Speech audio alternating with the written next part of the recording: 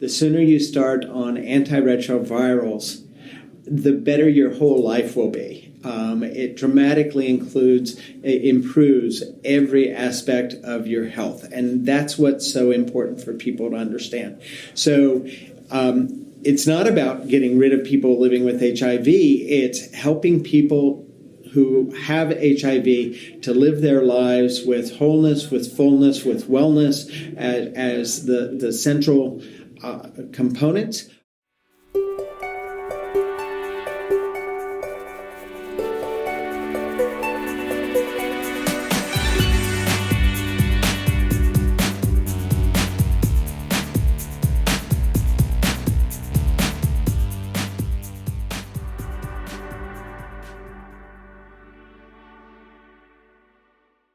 So I'm incredibly proud to be part of an effort in New York State to end AIDS as an epidemic by 2020. And one of the things that I think is really important about this Learning Institute is that what we're doing is we're bringing together several jurisdictions that have committed to pretty much the same goal around the epidemic and have a plan and have implemented the plan. There are two things we want to get out of this day-long conversation. We're halfway through it, and it's been very exciting. People didn't want to break for lunch.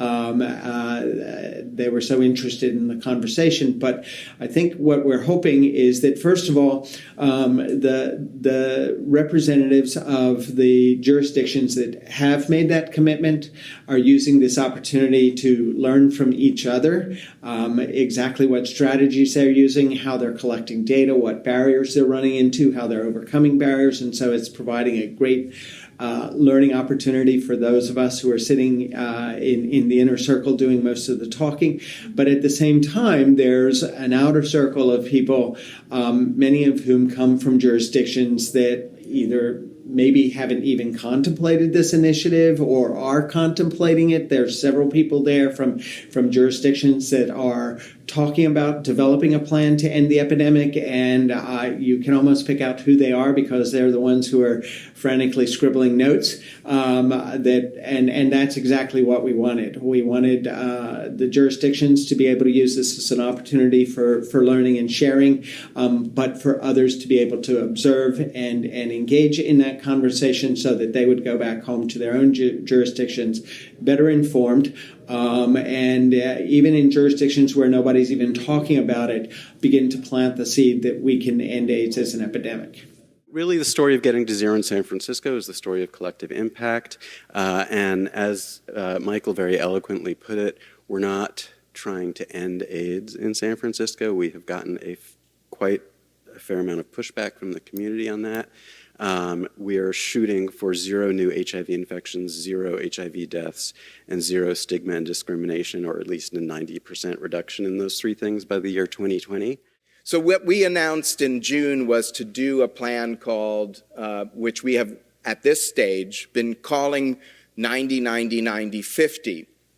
And I know that there's been very many other names of strategies, and I have to say that actually we're still in this phase that we haven't actually come up with that name yet, because we want more community input as to how to describe it. And somewhat because this is sort of my personal reflection that it's hard to say that you're coming up with a plan to end HIV or end AIDS when we still have thousands of people living with HIV. And to get that right optic, to get that right, it may sound like semantics, but to really get to the message that we are not trying to end those people who are still living with HIV, but that address that we can get to an ambitious goal of reducing HIV.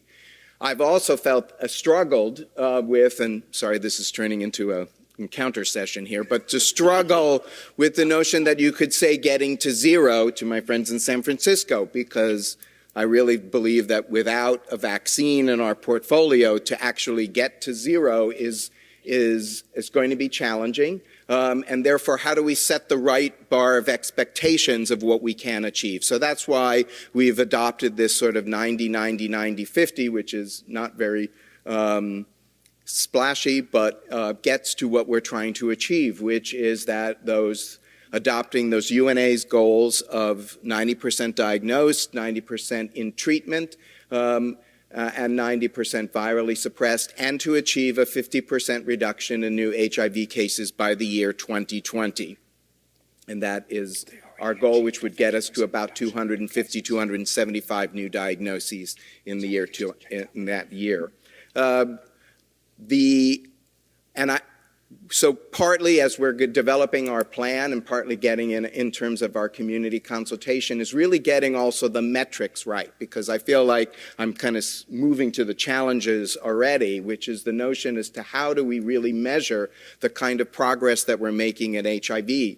And I feel like actually one of those bars is not the correct bar that we've been using over the years. We've been using this retention and care bar, which says, and to all due respect to my clinician friends, going to the doctor does not mean you're being successful in your HIV treatment.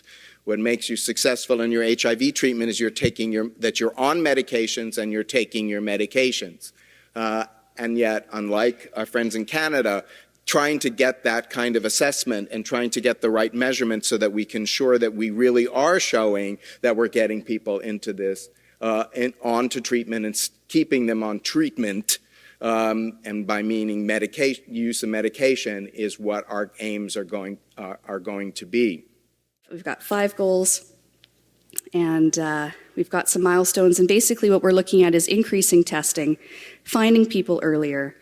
If we found folks early, making sure they don't progress to AIDS, and having at least 90% of those medically eligible and willing on treatment. So that we've got some ways to reach those milestones. One thing I want to just highlight is that this particular program is not doing more of what we've done before, which is a lot of targeted stuff. It's a mix of targeted programs as well as access to universal programs. So really quickly, we've increased testing, we've got more people diagnosed, we've got more people on treatment, and more people getting tested for Hep C and syphilis, also ordered an HIV test, and fewer people living with a detectable viral load. We've been doing a lot of interventions in San Francisco to reduce the impact of the epidemic since 2006, really based on some scientific observations, and that includes basic science, clinical science, epidemiology, and social sciences.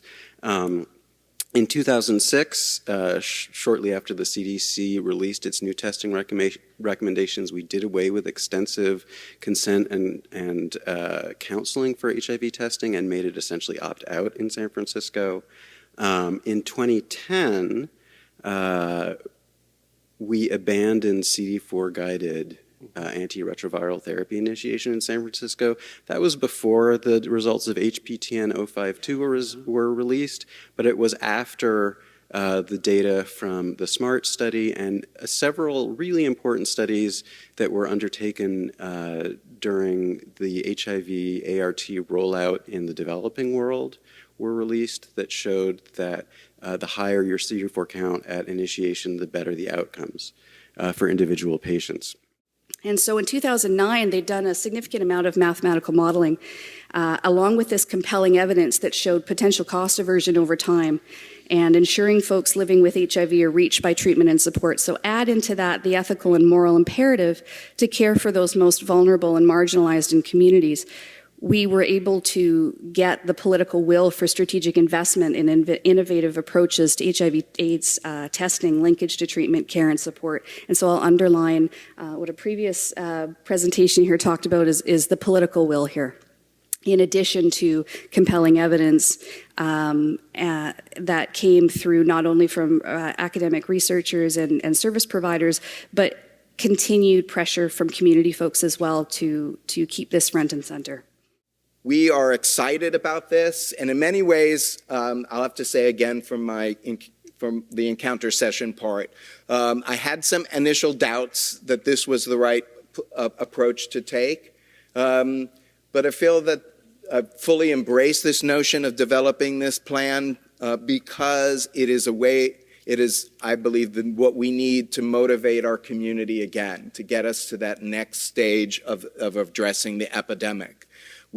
We've had over the years, and I started in New York City in 1985 working on HIV.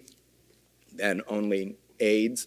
And to see where we are right now is an incredible opportunity and an incredible chance to say that we really can change the course of this epidemic.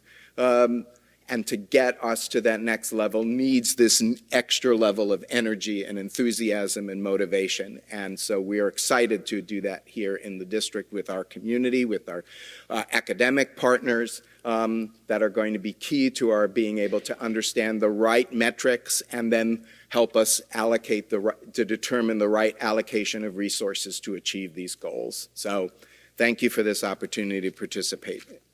Well, I think we all share the goal that we'd like to see an end of HIV and AIDS as soon as possible, certainly in our lifetimes. I think that we have so many of the tools that are necessary to make that happen. I think now a big question is very much as President Obama said when he released the first national AIDS strategy. He said it's not a matter of whether we know what to do, but whether we will do it. And I think that's a really key issue. Will we bring the resources to bear to have these programs in place? Will we have the policy environment that supports them?